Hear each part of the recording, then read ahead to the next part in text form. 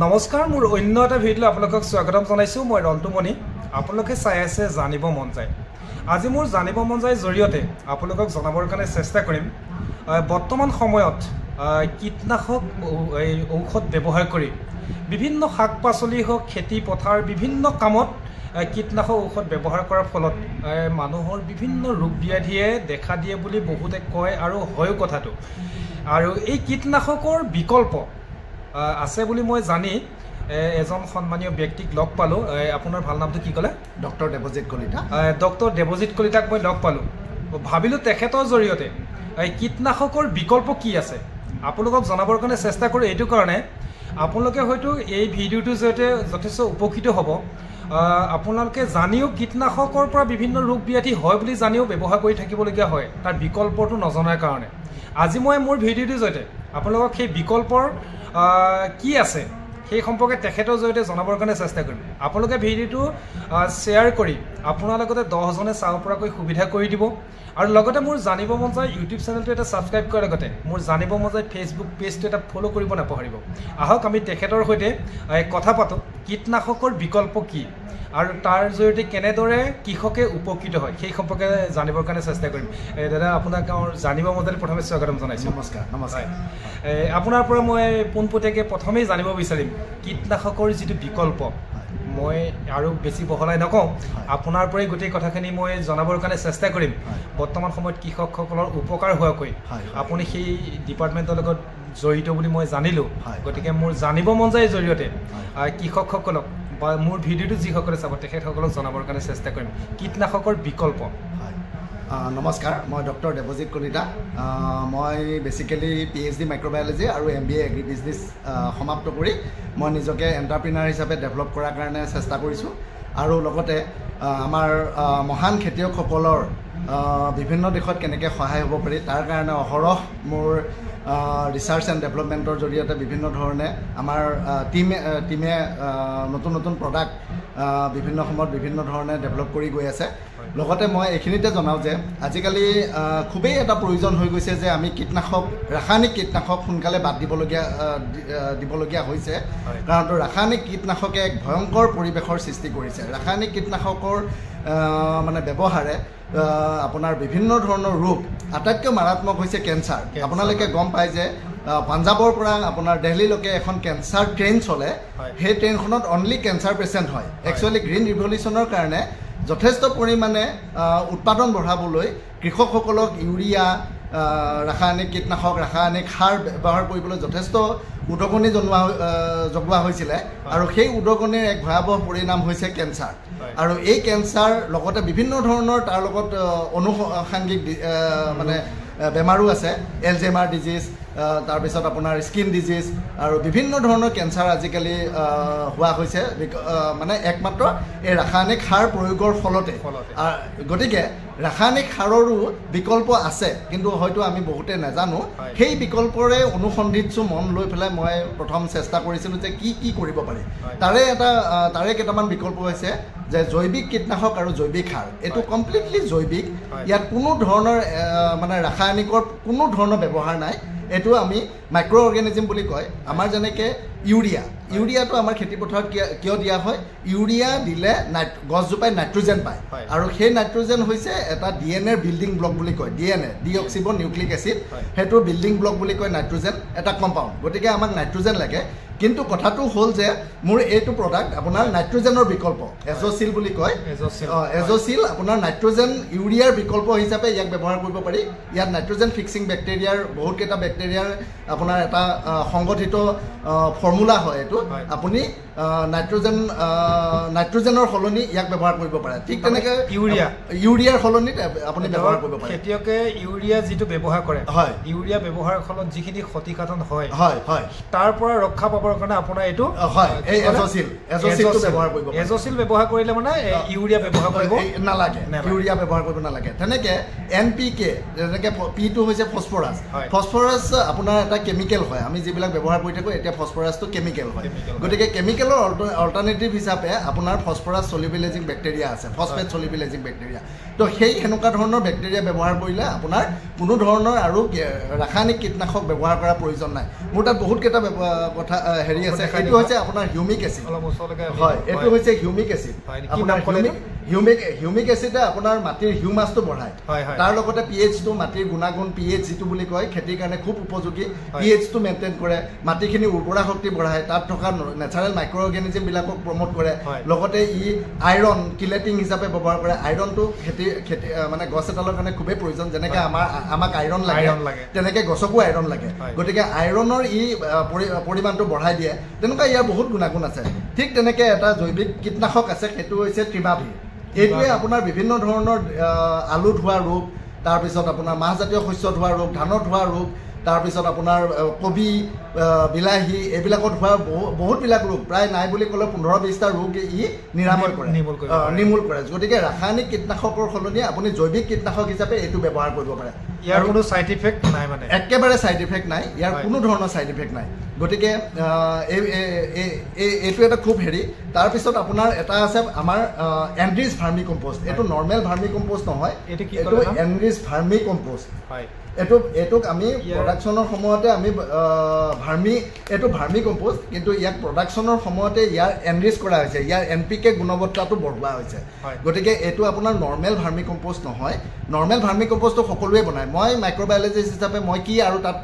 মানে গুণৱত্তাটো বঢ়াব পাৰোঁ তাৰ গুণাগুণটো আৰু বৃদ্ধি কৰিব পাৰোঁ গতিকে এনেকুৱা ধৰণৰ আমাৰ প্ৰায় 25টা প্ৰডাক্ট আমি এতিয়া ৰিচাৰ্চৰ জৰিয়তে সুদীৰ্ঘ 4 বছৰ কাল ৰিচাৰ্চৰ পিছত আমি 25টা প্ৰডাক্ট ডেভেলপ কৰিবলৈ সক্ষম হৈছোঁ এই 25টা প্ৰডাক্ট আপোনাৰ বিভিন্ন দিশত যেনেকৈ অৰ্গেনিক টি গাৰ্ডেন তাৰপিছত আপোনাৰ কিচেন এণ্ড টেৰেছ গাৰ্ডেন তাৰপিছত অৰ্গেনিক ফাৰ্মিং আৰু লগতে আমাৰ যিটো নেচাৰেল ফাৰ্মিং এনেকৈ নেচাৰেল বা ভাৰতীয় কৃষি পৰম্পৰা কৃষি পদ্ধতি যিটো আছিলে তাত যেনেকৈ ব্যৱহাৰ হৈছিলে জীৱামৃত বীজামৃত আপোনাৰ পঞ্চগব্য তাৰপিছত আপোনাৰ ব্ৰহ্মাস্ত্ৰ ঠিক তেনেকুৱা ধৰণৰ প্ৰডাক্টৰ কাৰণে আমি এটা ৰেঞ্জ ৰাখিছোঁ আমি প্ৰায় 5টা নেচাৰেল ফাৰ্মিঙৰ প্ৰডাক্ট ডেভেলপ কৰিবলৈ সক্ষম হৈছোঁ সেই 5টা প্ৰডাক্ট আপোনাক অনাগত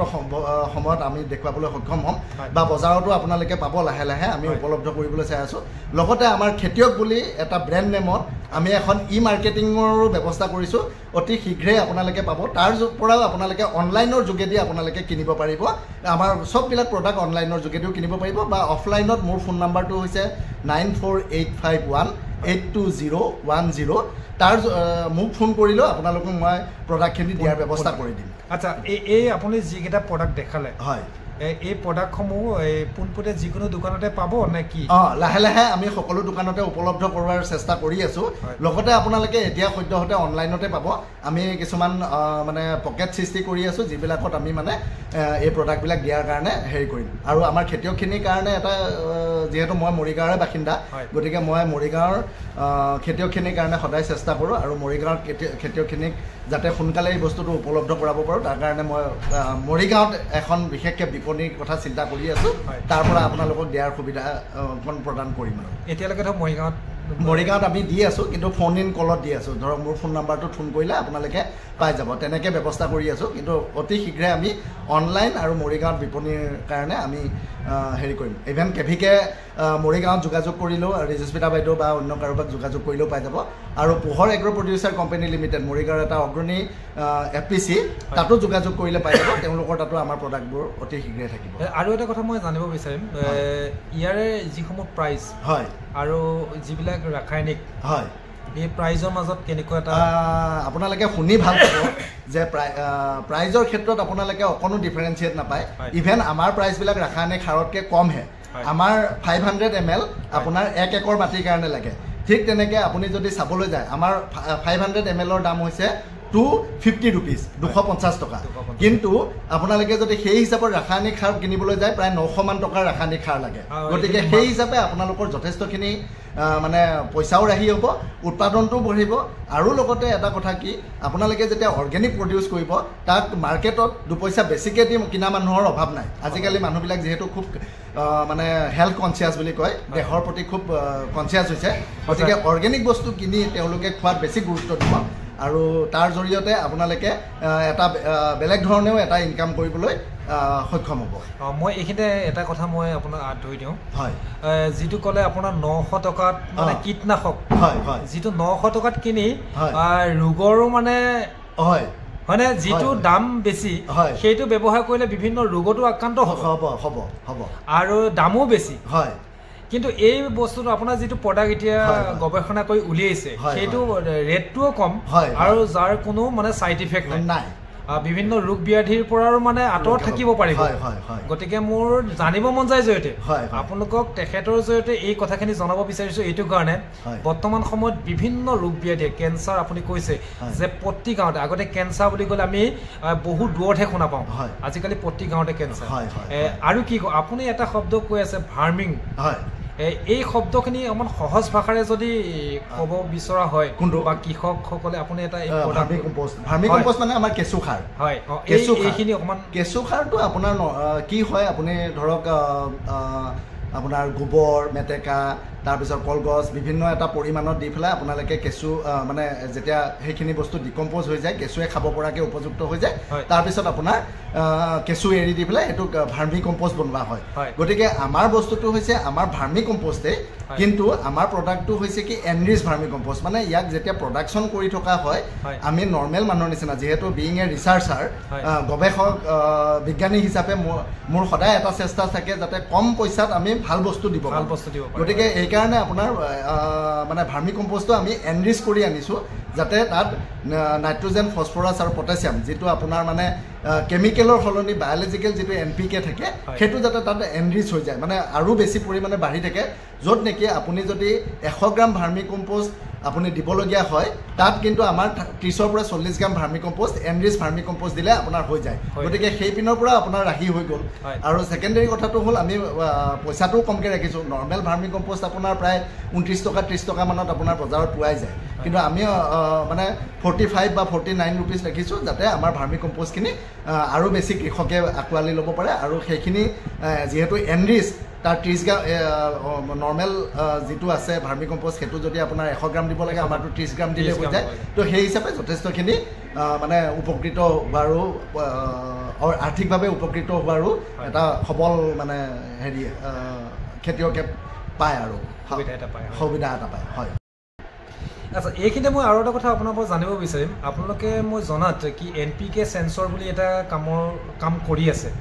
এই NPK সেন্সৰ কি আৰু ইয়াৰ জৰিয়তে কৃষকে কেনেদৰে উপকৃত হ'ব এই সম্পৰ্কে আপোনাৰ পৰা মই জানিব বিচাৰিম হয় এইখিনিতে আমি জনাব বিচাৰিছোঁ যে NPK সেন্সৰ বুলি আমি এটা সেন্সৰ ডেভেলপ কৰি আছোঁ হয় আমাৰ এটা খেতিয়কসকলৰ এটা মানে খুব এটা তেওঁলোকে হয়তো নাজানে যে মাটিৰ গুণাগুণ পৰীক্ষা কৰাটো খুব জৰুৰী আৰু মাটিৰ গুণাগুণ পৰীক্ষা নকৰাকৈ কোনো কীটনাশক বা কোনো ৰাসায়নিক সাৰ ব্যৱহাৰ কৰিব নালাগে সেইটো সকলোৱে কয় আৰু গভৰ্ণমেণ্ট অফ আছাম বা আমাৰ আছাম এগ্ৰিকালচাৰ ইউনিভাৰ্চিটি বা KVK বিলাকৰ পৰাও এটা নিৰ্দিষ্ট গাইডলাইন আছে যে মাটিৰ গুণবত্তাটো ৰক্ষা কৰিবৰ কাৰণে মাটিৰ গুণাগুণটো পৰীক্ষা কৰাটো খুবেই জৰুৰী তাৰ ভিতৰত আটাইতকৈ ডাঙৰ কথাটো হৈছে NPK পৰিমাণ নাইট্ৰজেন ফছফৰাছ পটাছিয়ামৰ পৰিমাণটো মাটিত কিমান আছে এতিয়া আমাৰ কৃষকে ভাবে যে গছখিনি ভালকৈ বৃদ্ধি হোৱা নাই আমি ইউৰিয়া মাৰি দিওঁ কিন্তু গছ বৃদ্ধি নোহোৱাৰ বেলেগো কাৰণ থাকিব পাৰে তাত হয়তো ফছফৰাছ কম আছে নাইট্ৰজেন বেছি আছে আৰু পটাছিয়াম কম আছে কিন্তু আমি যদি মাটিখিনি পৰীক্ষা নকৰাকৈ যদি আমি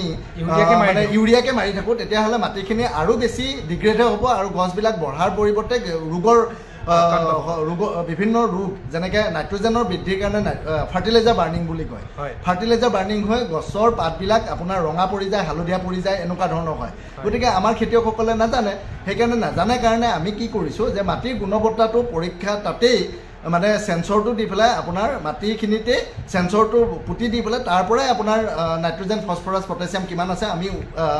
তাতে টেষ্ট কৰি উলিয়াই দিম তাৰপিছতহে আমি ফাৰ্মাৰক মানে খেতিয়কসকলক ৰিকমেণ্ড কৰিম যে আপোনাৰ তাত নাইট্ৰজেন নালাগে আপোনাৰ তাত পটাছিয়াম নালাগে আপোনাক মানে ফছফৰাছৰহে প্ৰয়োজন আছে গতিকে আপুনি নাইট্ৰজেন পটাছিয়াম নামাৰি ফছফৰাছ মাৰক বা অথবা আপোনাৰ নাইট্ৰজেন লাগিব ইমানখিনি পটাছিয়াম আৰু ফছফৰাছ আপোনাৰ তাত ঠিকে আছে মাটিখিনিত গতিকে আপুনি নাইট্ৰজেন ইমানখিনি ব্যৱহাৰ কৰক তেনেকৈহে আমি গুণবত্তাটো পৰীক্ষা কৰাৰ পিছতহে আমি আপোনালোকক ৰিকমেণ্ড কৰিম এতিয়া চাওক মই এটা চিম্পল এক্সাম্পল দিব বিচাৰিছোঁ আমাৰ ডক্টৰে কেতিয়াও আপোনাক পৰীক্ষা নকৰাকৈ বেমাৰটোৰ নাম শুনিয়ে মেডিচিন এটা দি নিদিয়ে গতিকে বেমাৰটো চাব কিছুমান টেষ্ট কৰিব ব্লাড টেষ্ট আছে ইউৰিন টেষ্ট আছে কিবা কিবি এনেকৈ টেষ্ট কৰাৰ পিছতহে ডক্টৰে আপোনাক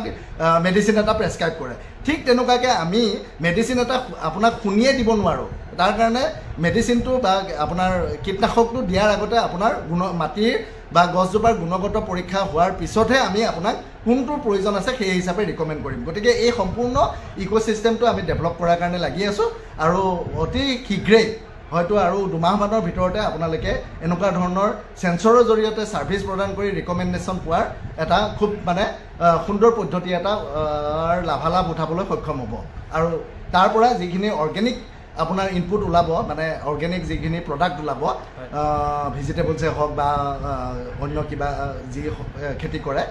সেইখিনি আপোনালোকে অৰ্গেনিক চাৰ্টিফাইড কৰিহে বেচিবলৈ সক্ষম হ'ব। তাৰমানে আপুনি যিটো কথা ক'লে এতিয়া ধৰক মাটিৰ পৰীক্ষা নকৰাকৈ কোনো সাৰ ব্যৱহাৰ কৰিব নালাগে এইটো কাৰণে পৰীক্ষা কৰিলে খেতিয়কসকল লাভৱান্বিতহে হ'ব। এইটো কাৰণে মই আপোনাৰ কথাখিনি আলমতে ক'ব বিচাৰিছোঁ হয়তো যিটো সাৰ প্ৰয়োজন নাই আমি খেতিয়কসকলে সেই সাৰটো কিনি পেলাই ব্যয় কৰি আছোঁ, পইচাটো এনেই গৈ আছে হয়তো 3 বিধ সাৰ আমি ব্যৱহাৰ কৰিছোঁ, তাত হয়তো 3 বিধ ব্যৱহাৰ কৰিব মানে এবিধ ব্যৱহাৰ কৰিলে হৈ যায়। গতিকে 2 বিধৰ কামটো এনেই খৰচা বাঢ়ি আছে আৰু মাটিটোৰ উৰ্বৰতাটো কমিহে গৈ আছে, খেতিও বিভিন্ন ৰোগৰ আক্ৰান্তহে হৈছে। গতিকে মূলতে আমি মাটিখিনি পৰীক্ষা কৰিব লাগে। হয়নে আপোনাৰ কথা? সঁচা কথা মাটি পৰীক্ষা কৰাৰ পিছতহে আপুনি ফাৰ্টিলাইজাৰ বা পেষ্টিচাইড ব্যৱহাৰ কৰিব পাৰে। আপোনাৰ পৰা মোৰ এই ভিডিঅ'টো যিসকলে চাব তেখেতসকলক খেতিৰ সম্পৰ্কত বৰ্তমান সময়ত যথেষ্ট এটা প্ৰয়োজনীয় কথা জনাবৰ কাৰণে চেষ্টা কৰিলোঁ। আৰু কিবা ক'ব নে? মোৰ বিশেষ ক'বলগীয়া নাই, কিন্তু আপোনালোকক মই এটা আগ্ৰহ জনাওঁ যে যিহেতু আমাৰ সন্মানীয় প্ৰধানমন্ত্ৰী নৰেন্দ্ৰ মোদী ডাঙৰীয়া আৰু অসমৰ খুব জনপ্ৰিয় আৰু মাননীয় মুখ্যমন্ত্ৰী ডক্টৰ হিমন্ত বিশ্ব শৰ্মা ডাঙৰীয়াই অৰ্গেনিক ফাৰ্মিঙৰ ওপৰত খুব এটা জোৰ দি আছে। এইটোৰ জৰিয়তে মানুহখিনিক সুস্থ সবল কৰাৰ লগতে যিবিলাক অৰ্গেনিক আমাৰ এক্সপৰ্ট হয়, অৰ্গেনিক বস্তুৰ এক্সপৰ্ট হয় বাহিৰত, তাৰ জৰিয়তে খেতিয়কৰ দুগুণ আয় বৃদ্ধিৰ এটা খুব সুন্দৰ পৰিকল্পনা তেওঁলোকে গ্ৰহণ কৰিছে। আৰু তাত আমাৰ এটা ক্ষুদ্ৰ প্ৰয়াস হৈছে আপোনাৰ জৈৱিক কীটনাশক আৰু জৈৱিক সাৰৰ যিটো ব্যৱহাৰ। গতিকে মই সকলো খেতিয়কক এটা আপোনাৰ নিউজ চেনেলটোৰ জৰিয়তে মই সকলো খেতিয়কক আহ্বান জনাওঁ যে তেওঁলোকে কেমিকেল ফাৰ্টিলাইজাৰৰ সলনি জৈৱিক সাৰ আৰু জৈৱিক কীটনাশক ব্যৱহাৰ কৰি নিজৰ খাদ্য প্ৰস্তুত কৰা লগতে আন 10জনৰ খাদ্য প্ৰস্তুত কৰি তেওঁলোকক যাতে মানে হেল্থি আৰু ৱেলথি কৰাত মানে সহায় কৰে, তাৰে মই এটা মানে তেওঁলোকৰ ওচৰত আগ্ৰহ আৰু প্ৰাৰ্থনা জনাইছোঁ। আৰু এটা কথা মই জানিব বিচাৰিম ৰ'ব। আৰু এটা কথা জানিব বিচাৰিম এইটো কাৰণে বহু খেতিয়কে মানে ধৰক যি ব্যৱসায় ভিত্তিক খেতি ফল মূল যিবিলাক মই শুনা পাওঁ, কথাটো কিমান দূৰ সঁচা মিছা মই নাজানো, ইনজেকশ্যন পোষ্ট কৰি পেলাই বস্তু ফল মূলবিলাক যে পানীলাও বা অন্যান্য বস্তুবিলাক কম দিনৰ ভিতৰতে ডাঙৰ কৰিব বিচাৰে, তাৰ পৰা বিভিন্ন ৰোগ ব্যাধি হয়। নিশ্চয় ইয়াৰ বিকল্পৰো কিবা হয় আমি অনুসন্ধান কৰি আছোঁ। এতিয়াও আমাৰ গৱেষণাত সেইটো এটা হেৰি হৈ আছে, সেইটো একচুৱেলি কেমিকেল ইনজেকশ্যন কৰে, কিন্তু কেমিকেলৰ সলনি আমি জৈৱিক আৰু কি এনেকুৱা বস্তু আছে হৰমন বা এনেকুৱা ধৰণৰ প্লেন গ্ৰোথ হৰমন বুলি কয়, তো সেই বস্তুবিলাক আমি বিশেষকৈ চিন্তা কৰি আছোঁ। আমি বায়'টেকনলজি ছেক্টৰটোতো খুব এটা কাম অতি শীঘ্ৰেই আমি হাতত ল'ম। তাৰ কাৰণে যথেষ্ট অৰ্থৰো প্ৰয়োজন হয়, কিন্তু আমি অৰ্থ গোটাবলৈ চেষ্টা কৰি আছোঁ আৰু তাৰ জৰিয়তে কৃষক ৰাইজৰ উপকাৰৰ কাৰণে এনেকুৱা ধৰণৰ যিবিলাক ইনজেকশ্যন মৰা কেমিকেল ইনজেকশ্যন মৰাৰ সলনি যাতে বায়'লজিকেলি কৰিব পাৰে তাৰ ব্যৱস্থা আমি অনুসন্ধান কৰি আছোঁ। হয়তো শীঘ্ৰেই এই অনুসন্ধানত আপোনালোকৰ আশীৰ্বাদত আমি সফল হ'ম আৰু আপোনালোকক এনেকুৱা ধৰণৰ প্ৰডাক্ট দিবলৈ আমি সক্ষম হ'ম। আপোনাকো মোৰ জানিব মজাৰ তৰফৰ পৰা ধন্যবাদ জনাইছোঁ। বহু ব্যস্ততাৰ মাজতে অলপ সময় দি আমাৰ যিসকল কৃষক বন্ধু তেখেতসকলৰ উপকাৰ হোৱাকৈ আপুনি যিখিনি গঠনমূলক পৰামৰ্শ আগবঢ়ালে মোৰ জানিব মন যায় জৰিয়তে আপোনাক ধন্যবাদ জনাই মোৰ ভিডিঅ'টো ইমানতে সমাপ্ত কৰিছোঁ। ধন্যবাদ। জয় আই অসম। জয় আই অসম। জয় আই অসম। জয় আই কৃষক। জয় আই অসম।